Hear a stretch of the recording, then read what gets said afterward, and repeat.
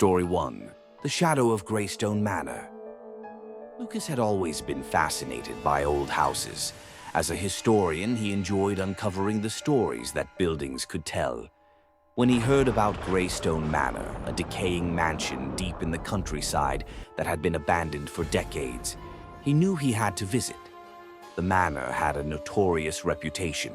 Local legends spoke of mysterious deaths, disappearances, and strange lights in the windows at night. But Lucas didn't believe in ghosts. He believed in facts. One autumn afternoon, Lucas arrived at the mansion with his research tools and camera. The house loomed before him, covered in vines, its windows broken and dark. Inside, dust coated everything. The once grand staircase was now fragile, creaking under his weight.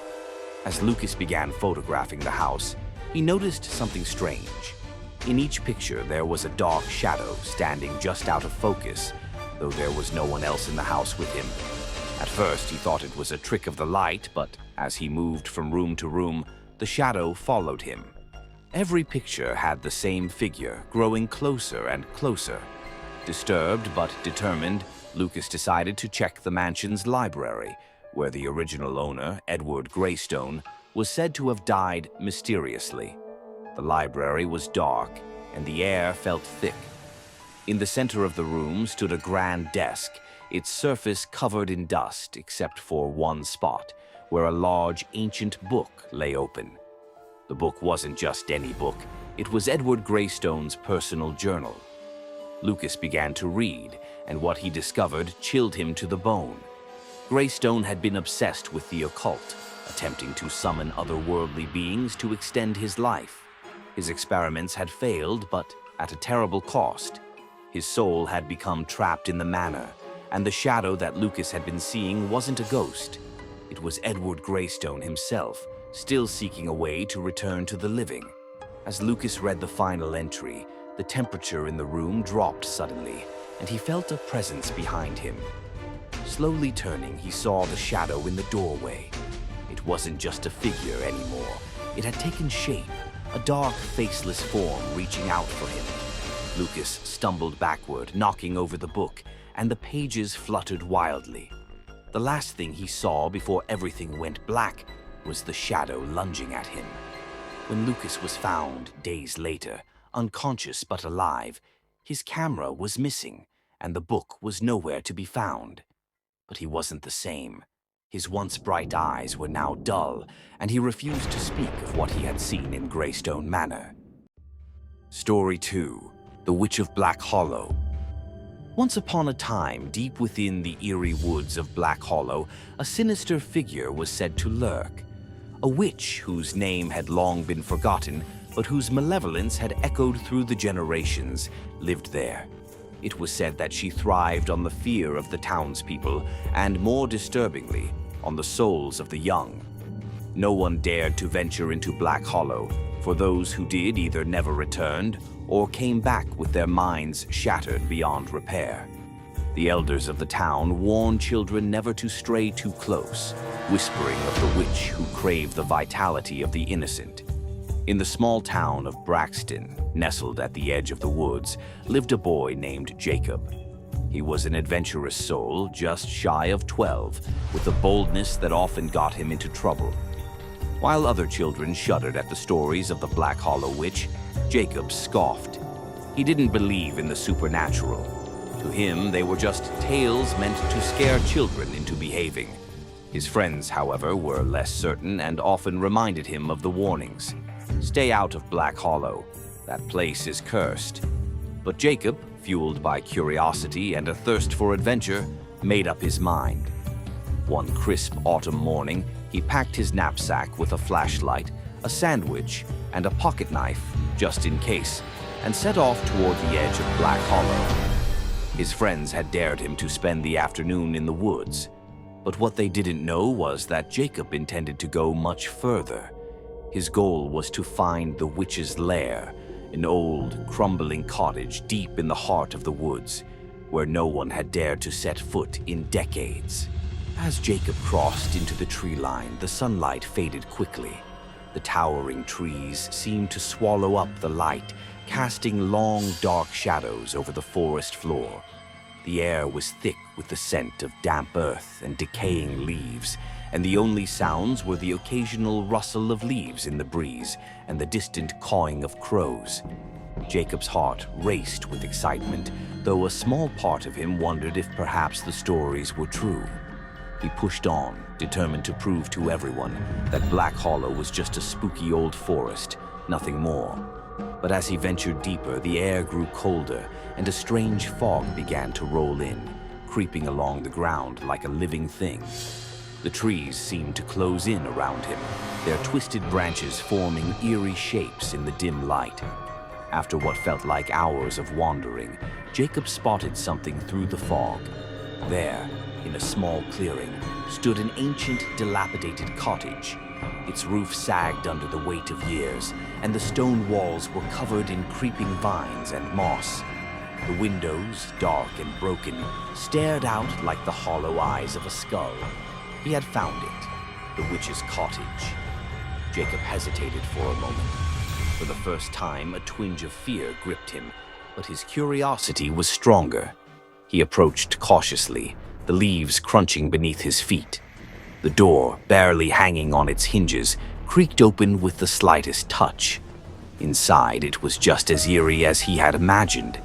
Dust covered every surface, cobwebs hung in thick curtains, and strange symbols were carved into the wooden beams. In the center of the room stood a large table covered in old books, strange trinkets, and what looked like dried herbs. Jacob stepped closer, his flashlight casting long shadows across the floor.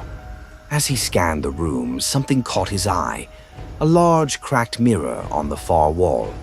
It looked out of place in the decrepit cottage, its surface strangely clean compared to the rest of the room. Jacob took a step toward the mirror when suddenly a soft voice, barely more than a whisper, filled the air. "What brings you here, boy?" Jacob froze. His heart pounded in his chest as he looked around, but there was no one else in the room. The voice came again, louder this time, dripping with malice. "Why have you come to my home?" From the shadows in the corner of the room, a figure began to emerge. An old woman, hunched and frail, but with eyes that glowed with an unnatural light. Her skin was as pale as moonlight, and her fingers were long and bony, tipped with sharp, blackened nails. Jacob took a step back, his throat dry. I didn't mean to intrude. I was just exploring," he stammered. The witch's lips curled into a sinister smile, revealing sharp, yellowed teeth. "Exploring? Foolish boy. This place is not for the living, but since you're here, perhaps you will stay forever." Before Jacob could react, the door behind him slammed shut with a deafening bang. The air in the room grew heavy, oppressive. He could feel a dark energy swirling around him, pulling him toward the mirror.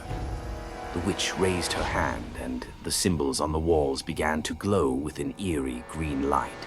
Jacob's mind raced. He had to find a way out. Desperately, he reached for his pocket knife, but as he turned toward the witch, she was no longer there. Instead, her reflection loomed large in the mirror, even though she was nowhere to be seen in the room itself. The witch's voice echoed from the mirror, taunting him. "You can't escape, child. Your soul belongs to me now." Panicking, Jacob tried to force the door open, but it wouldn't budge. He felt the pull of the mirror growing stronger, tugging at him like an invisible hand. He knew if he didn't act fast, he would be trapped in this cursed place forever. His eyes darted around the room, searching for anything that might help him. Then he remembered the books on the table. There had to be something, some spell, some incantation, that could stop the witch. He rushed over to the table and frantically flipped through the pages of the nearest book. Most of it was written in a language he couldn't understand, but one page stood out. It was a drawing of a symbol, the same symbol that glowed on the walls. Without thinking, Jacob grabbed the book and held it up toward the mirror. "I banish you," he shouted, though he had no idea if it would work. The witch's reflection snarled, her face contorting with rage. The glow from the walls intensified, but the pull from the mirror weakened. Jacob continued, his voice trembling. "I banish you, spirit of darkness. Leave this place." The mirror began to crack. The witch's scream filled the room, a sound so piercing that Jacob had to cover his ears. With one final shout, the mirror shattered, sending shards of glass flying in every direction. The glowing symbols faded, and the oppressive weight lifted from the air. Jacob stood there, breathing heavily, his heart pounding. The witch was gone. The cottage, once filled with dark energy, now felt empty, lifeless. He didn't waste another moment. He ran to the door, which now swung open easily, and fled the cottage, sprinting through the forest as fast as his legs would carry him. When he finally emerged from the trees, breathless and shaking, the sun was beginning to set. He had survived, but as he glanced back toward Black Hollow, he couldn't shake the feeling that the witch's curse still lingered, waiting for another soul to claim. From that day on, Jacob never spoke of what had happened in the woods. The other children would ask him if he had really gone to Black Hollow, but he would only smile and shake his head. Yet, every time he passed by the edge of the forest, he could still feel the cold, haunting presence of the witch, watching, waiting for the next child foolish enough to wander too far into her domain.